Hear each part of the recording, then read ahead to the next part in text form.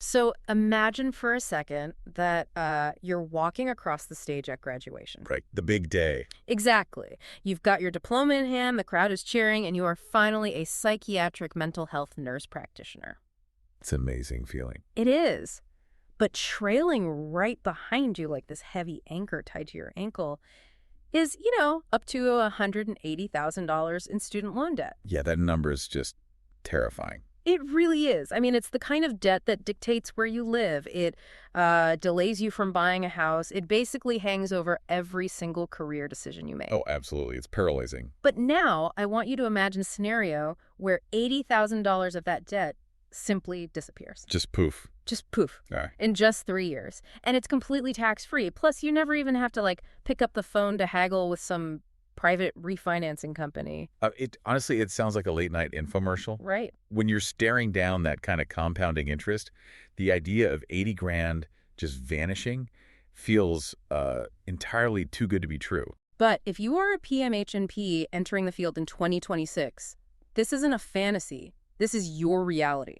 Yeah, and the reason this reality exists is just simple supply and demand. Exactly. We are looking at a massive structural shortage of mental health professionals right now. I mean, we're talking about over 137 million Americans currently living in a designated mental health professional shortage area. Which is wild. And more than 2/3 of rural counties don't have a single prescribing psychiatric provider. The demand is staggering, and it's compounding. I mean, the Bureau of Labor Statistics is projecting, a 35% growth in nurse practitioner employment over the next decade. Yep, 35%.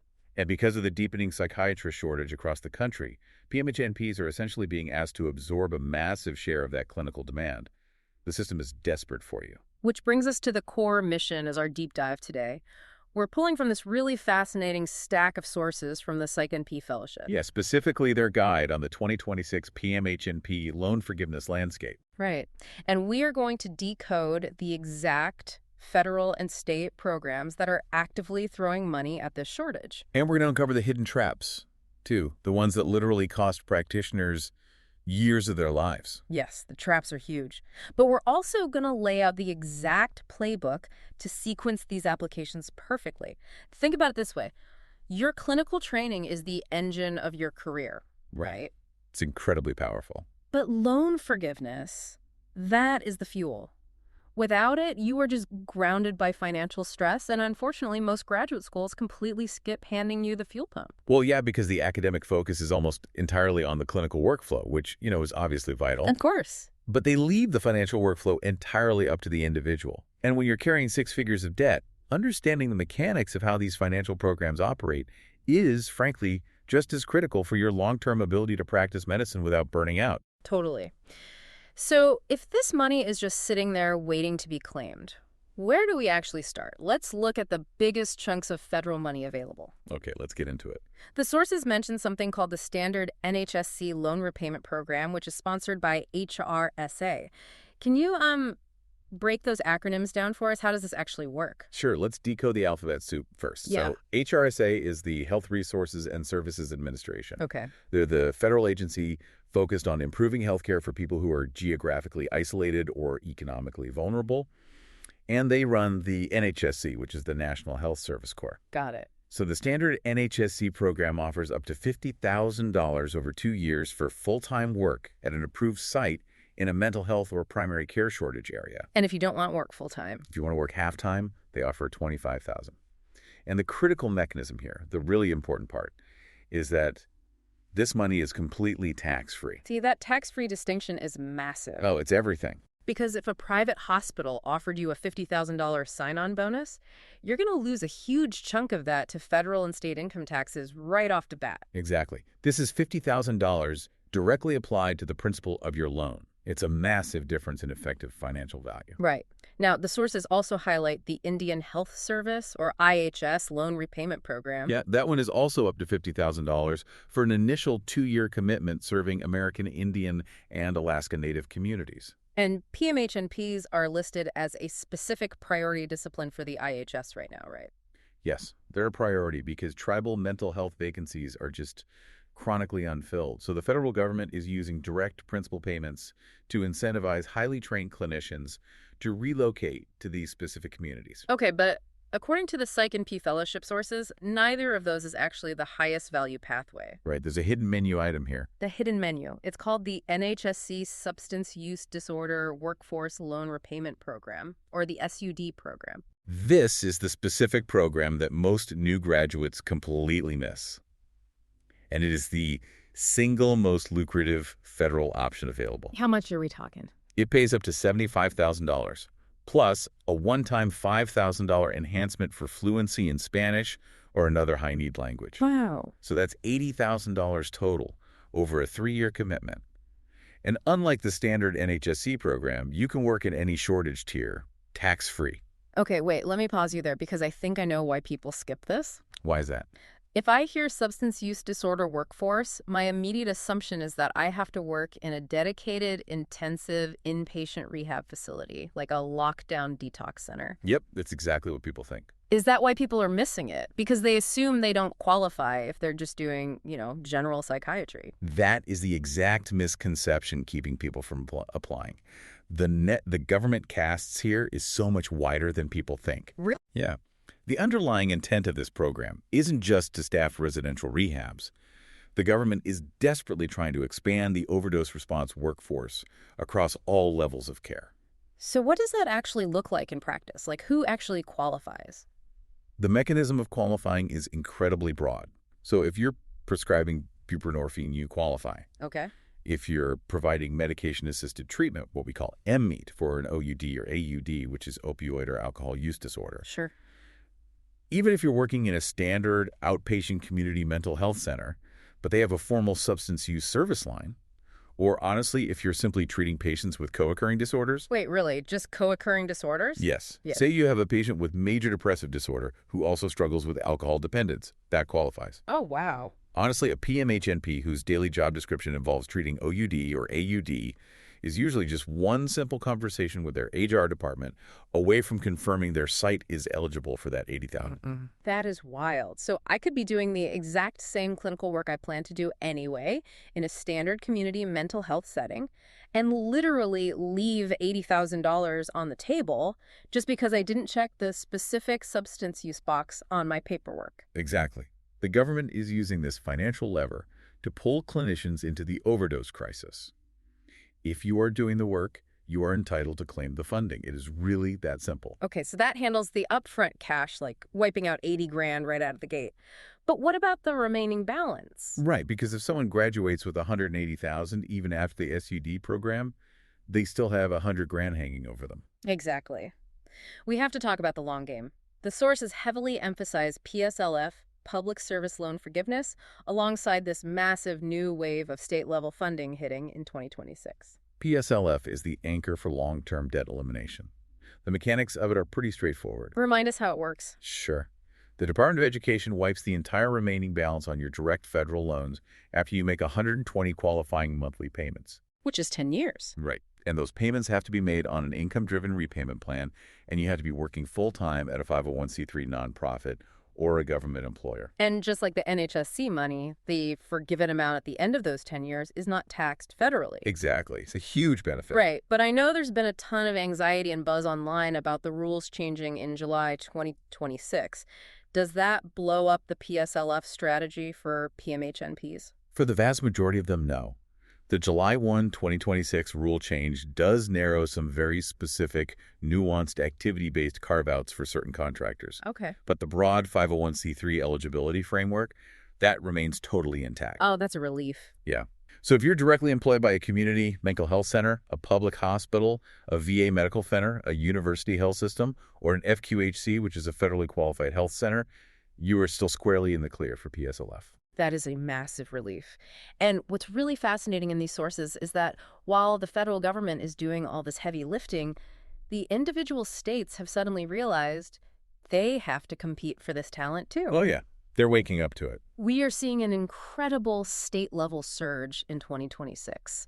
And instead of just listing them off, let's look at how these states are structuring their money differently. North Carolina versus Virginia is a perfect contrast. It's a great comparison because it really shows how states are trying to plug their specific brain drains.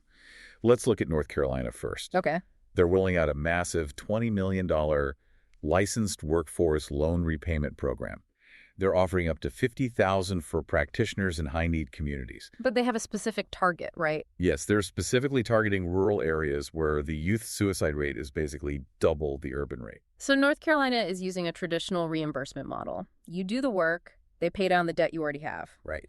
But Virginia is trying something completely different. Virginia is attacking the pipeline itself.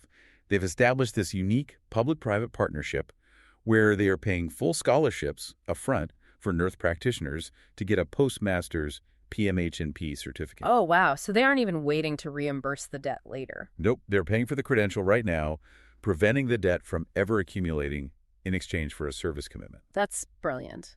And we're seeing similar localized strategies everywhere. Like New York is expanding their 2026 repayment program specifically to attract child and youth mental health providers. Yeah. Governor Hochul's initiative. Right. And Texas is layering a mental health professional pipeline program on top of their longstanding loan repayment programs. It feels like the states are realizing that federal programs paint with too broad a brush. Exactly. So they're creating hyper-targeted incentives to solve their own regional crises. And here is where the mechanics get incredibly advantageous for you. Oh, so? These state programs are often what we call stackable with federal PSLF. I love this analogy from the sources. It's like a financial layer cake. It really is.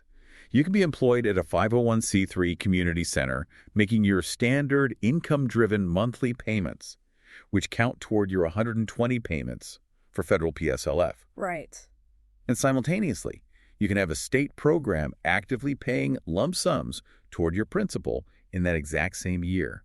You're attacking the debt from two different angles at once. But, if all this is true, if there are $80,000 federal lump sums and 10-year total forgiveness and stackable state layer cakes, why are so many PMHNPs graduating with 120 grand in debt and still paying it all out of pocket a decade later? Because of the traps. We have to address the traps, because the sources are very clear. Applying for these programs is essentially a financial minefield, and clinicians are literally losing six figures by making administrative errors. Knowledge is only valuable when the mechanics of it are applied correctly. And the application of these programs is just full of pitfalls. What's the biggest one? The most devastating one, without a doubt, is the sequencing error. Yeah, this one is so counterintuitive. The sequencing error is basically when a new grad starts their PSLF tracking first and then takes an NHSC lump sum contract a few years later. Why does that order destroy their timeline? It comes down to the mechanism of who is actually making the payment. To qualify for a PSLF month, you, the borrower, have to physically make a payment under an income-driven plan to the Department of Education. Okay, that makes sense. But when you're on an NHSC contract, the federal government HRSA is actively paying down your loans with giant lump sums. Oh, I see where this is going. Right, when those lump sums hit your account, your loan servicer often puts your loans into a paid-ahead status, so your required monthly payment drops to zero. And the Department of Education doesn't see you making a qualifying payment. Exactly. It's like trying to fill a bucket that has a massive hole in it. If HRSA is making the payments on your behalf, the Department of Education doesn't give you credit for the time served. Your 10-year PSLF timeline essentially freezes. That is the perfect way to look at it. PMHNPs who reverse the order routinely lose 2 to 3 years of PSLF credit. They end up working 12 or 13 years at a nonprofit just to get 10 years of credit. That is brutal. So what's the right way to do it? The optimal, most mathematically efficient sequence is to do the NHSC contract first. Specifically, do 3 years of the NHSC SUD Workforce Program right out of school. Right, get that 80,000. Let HRSA wipe out 80 grand tax-free immediately while you're learning the clinical ropes. Then, once that contract is done, you transition your tracking to finish off your 120 payments for PSLF. So it's like putting on your socks before your shoes. Get the sequence right. Exactly. Okay, so the sequence of federal programs is crucial. But what about the loans themselves? Because the second you graduate, your inbox is just flooded with emails from private banks. Oh, constantly. They're all offering to refinance your student loans to a slightly lower interest rate? The wrong loan error. This one is genuinely heartbreaking because it cannot be undone. Really? Why not? PSLF is a federal program designed exclusively to forgive federal debt. It only applies to direct federal loans. So what actually happens mechanically when you click that refinance link? When you refinance with a private bank, that bank essentially pays off the federal government on your behalf, and now you owe the bank. Wow. It is no longer federal money. The government legally cannot forgive a loan you now owe to a private corporation. So if a new PMHNP refinances their federal loans privately just to shave off a point of interest before doing the long-term math, they permanently disqualify that entire balance from PSLF. Yep, one click and it's gone. Do not click the refinance button until you have done the math. Okay, the third big trap the sources outline is the site eligibility error. This is when someone accepts a job at a clinic thinking they'll get NHSC funding, only to find out on day one that they don't. How does that happen? They make an assumption. They assume that just because a clinic is in a low-income neighborhood or a rural area, it automatically qualifies for federal funding. And it doesn't. No, it doesn't. The specific clinic site has to be formally registered on the NHSC approved list, and it has to meet the specific shortage tier requirements for the exact program you're applying to. Ah, I see. You cannot assume. You have to verify the NHSC site ID and the HPSA tier in writing before you sign the employment contract. Right, because if you wait until your first day of work to ask HR for the site ID, you might find out they, let the registration lapse 5 years ago. And you just locked yourself out of $50,000. Precisely. You have to treat the financial due diligence with the same precision you treat a patient intake. So we've covered the money, and we've navigated the minefield of traps. Let's talk about how to actively secure this funding. Let's open up the 2026 application playbook. What is the very first step? The playbook is dictated by timing. And the biggest hurdle new grads face is the deadline error. Because the deadlines don't line up, right? Right. The NHSC application cycle is entirely detached from the traditional academic calendar. It typically opens in the winter and closes at the end of March or early April. Okay, so if you graduate in May, take your boards in June, and wait until you start your new job in July to even start thinking about loan forgiveness. You have already missed the entire federal cycle. You have to wait until the following spring just to apply, which means you lose a full year of forgiveness right off the bat. There is a fantastic quote from the sources by Lindsay Hill, who runs the PsycNP Fellowship. I love this quote. She says, loan forgiveness is not a perk a PMHNP figures out later.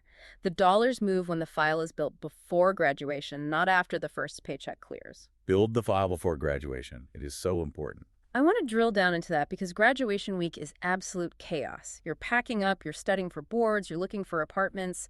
What exactly needs to be in this file so you aren't scrambling? The sources outline a very specific 6-document file that you need to build the very week your graduation is confirmed. Okay, what's number one?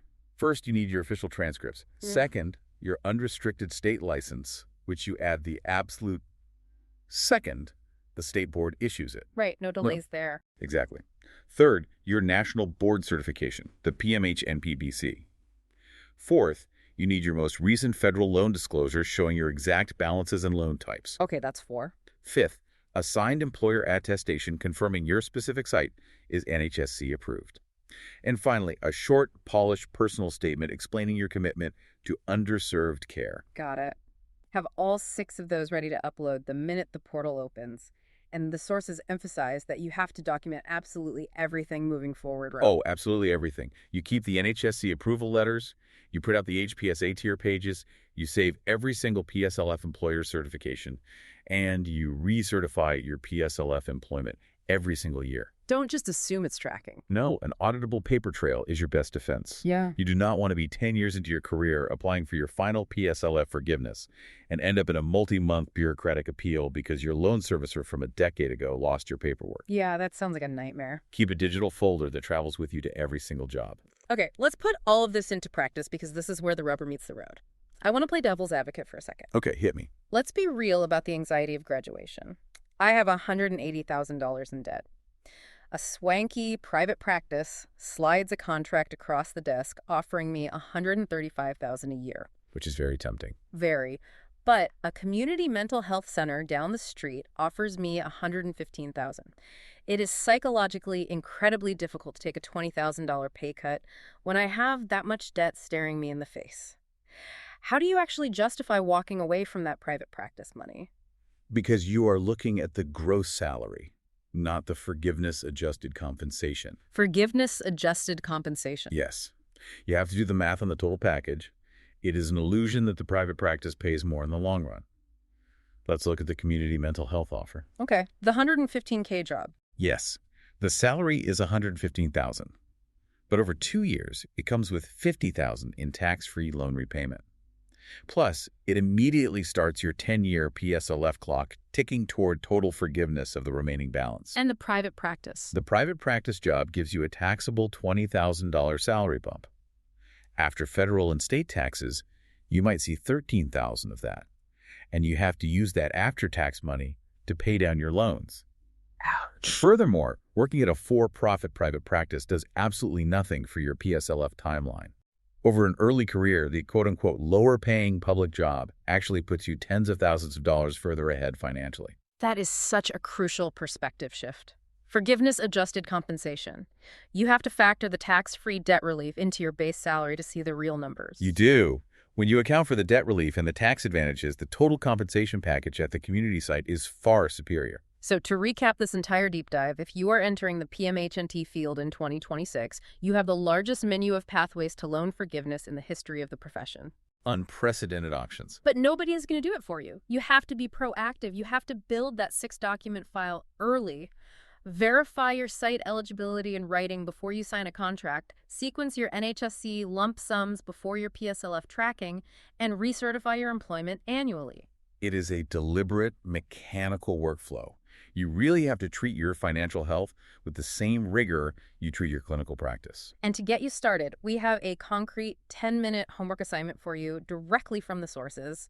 As soon as you finish listening to this, go pull your loan summary from the Federal Student Aid Portal. Do it right now. List out every single loan you have and verify today that they are direct federal loans or that they are eligible for direct consolidation. That is the foundational step. Everything else we talked about today, the PSLF, the NHSC, it all depends on that one single fact. This raises an important question, though. Something for you to consider as we look ahead to the future of the profession. Yeah, let's hear it. We know demand for PMHNPs is soaring by 35%. And we see these states aggressively outbidding each other, creating massive new programs to pay off your debt. What happens to the entire healthcare landscape when every new graduate finally figures out this exact playbook? That's a great question. Could these historically hard-to-fill shortage area clinics eventually become the most exclusive, fiercely competitive jobs in the entire medical field? That is a wild thought. You suddenly have a wait list of highly qualified practitioners fighting to work in a rural clinic just to get access to that $80,000 secret menu. Keep digging into these sources, keep asking the hard questions, and remember, your clinical education built the engine, but now you know how to find the fuel. It's time to drive. Catch you next time.